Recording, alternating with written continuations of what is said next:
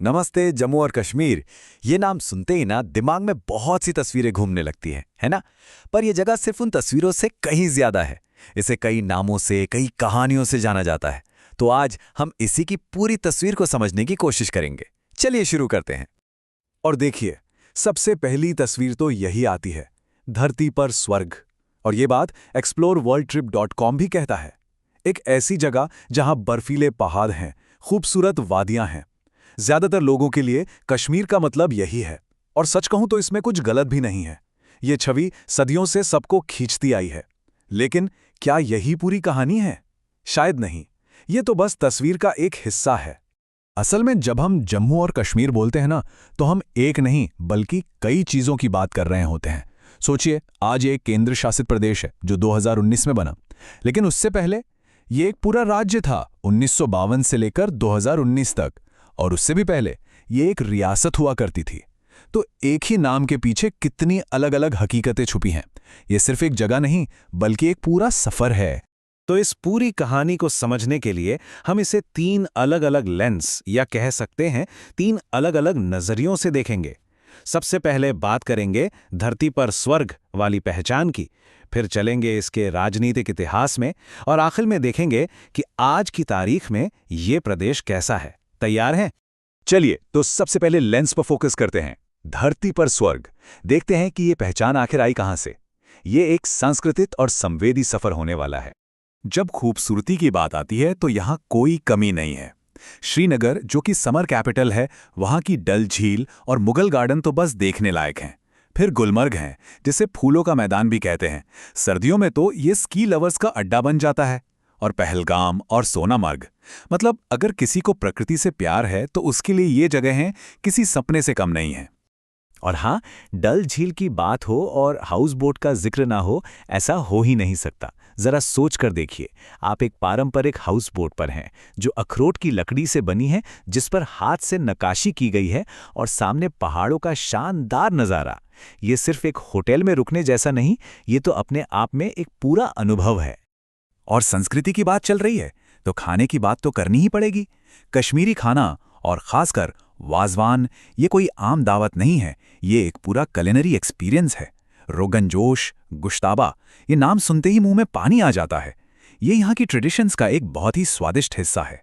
लेकिन इस खूबसूरती के बीच कहानी थोड़ी पेचीदा भी है। अब देखिए, अलग अलग सोर्सेस को देखें तो जानकारी भी अलग अलग मिलती है। जैसे एक तरफ हम इसे भारत का हिस्सा मानते हैं, लेकिन 2022 का एक क्वेस्ट चैनल इसे पूर्वोत्तर पाकिस्तान में स्थित बताता है। अब ये दोनों बातें एक दूसरे से बिल्कुल अलग हैं, और ये अंतर ही हमें दिखाता है कि इस जगह को लेकर अलग अलग दावे हैं और एक लंबा क्षेत्रीय विवाद भी रहा है। तो तस्वीर उतनी सीधी नहीं है जितनी दिखती है। तो चलिए अब अपना लेंस बदलते हैं। खूबसूरत वादियों से निकलकर अब हम गोता लगाएंगे इसके राजनीतिक इतिहास में। एक ऐसा इतिहास जिसने इस जगह को वो शक्ल दी है जिसमें ये आज है। ये करीब एक सदी के बदलाव की कहानी है। और इस राजनीतिक इतिहास के बिल्कुल केंद्र में है आर्टिकल 370।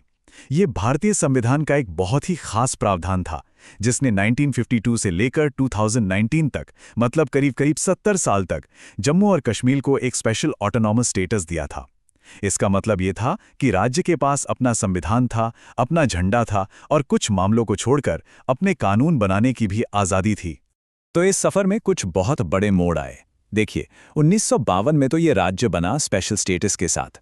फिर 80 के दशक के आखिर में एक मुश्किल दौर शुरू हुआ, जब यहाँ एक सशस्त्र विद्रोह भड़क उठा। और फिर आया साल 2019, एक ऐतिहासिक मोड़, जब इस स्पेशल स्टेटस को खत्म कर दिया गया और राज्य को दो अलग अलग केंद्र शासित प्रदेशों में बांट दिया गया। और ये जो बदलाव हुए, ये कितने बड़े पैमाने पर हुए, इसका अंदाजा आप इस नंबर से लगा सकते हैं। जब ये सब बदला, उससे पहले 2011 की जनगणना के हिसाब से इस राज्य की आबादी 1.25 करोड़ से भी ज्यादा थी। मतलब ये बदलाव करोड़ों लोगों की जिंदगी से जुड़ा था। और इसी के साथ हम पहुंचते हैं अपने तीसरे और आखिरी लेंस पर, आज का प्रदेश। मतलब इतिहास से निकलकर अब वर्तमान में देखते हैं कि यहाँ गवर्नेंस और एडमिनिस्ट्रेशन का सिस्टम कैसा है। यहाँ की एक बड़ी दिलचस्प बात है, इसकी 2 राजधानियां। जी हाँ, 2। गर्मियों के मौसम में सरकार चलती है श्रीनगर से, और जैसे ही सर्दियां आती हैं पूरी राजधानी शिफ्ट हो जाती है जम्मू। ये एक पुरानी परंपरा है जिसे दरबार मूव कहते हैं, और ये आज भी चल रही है। तो अब सवाल ये है कि आज यहाँ सरकार चलाता कौन है? देखें, क्योंकि ये एक केंद्र शासित प्रदेश है, तो सबसे ऊपर होते हैं लेफ्टिनेंट गवर्नर, जो केंद्र सरकार के प्रतिनिधि हैं। फिर उनके साथ एक चुनी हुई सरकार भी होती है, जिसमें मुख्यमंत्री और उनके मंत्री शामिल होते हैं। और जो रोजमर्रा का प्रशासनिक काम है, उसकी कमान होती है चीफ सेक्रेटरी के हाथ में। और अगर विधानसभा की बात करें, जहां कानून बनते हैं, तो वहां का पॉलिटिकल मेकअप कुछ ऐसा है। आप देख सकते हैं कि जेकेएनसी और बीजेपी दो सबसे बड़ी पार्टियां हैं। इनके अलावा कांग्रेस, कुछ निर्दलीय और दूसरी छोटी पार्टियां भी हैं। तो एक तरह से सत्ता का संतुलन कई खिलाड़ियों के बीच बटा हुआ है।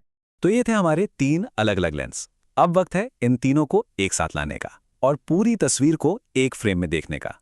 3 नजरिए, लेकिन हकीकत तो एक ही है। तो अगर हमें जम्मू और कश्मीर को सच में समझना है, तो हमें इन 3 बातों को हमेशा याद रखना होगा। पहली, ये एक सांस्कृतिक हीरा है, वो धरती का स्वर्ग जिसकी खूबसूरती और परंपराएं बेमिसाल हैं। दूसरी, ये एक ऐसा इलाका है जिसने बहुत बड़ा बदलाव देखा है, एक रियासत से राज्य और अब एक केंद्र शासित प्रदेश तक का सफर। और तीसरी बात, इसका आज जो कि एक मॉडर्न एडमिनिस्ट्रेटिव सिस्टम है, लेकिन उसकी जड़ें बहुत गहरे इतिहास में हैं। तो इन तीनों नज़रियों को एक साथ मिलाने पर एक बात तो साफ है कि किसी भी जगह की कहानी कभी भी सीधी साधी नहीं होती। और ये हमें एक बड़े सवाल के साथ छोड़ जाता है। जरा सोचिए, जब हम किसी भी जगह को उसकी सारी परतों के साथ देखते हैं, सांस्कृतिक, ऐतिहासिक, राजनीतिक, तो उस जगह के बारे में हमारी सोच, हमारी समझ कितनी बदल जाती है ना?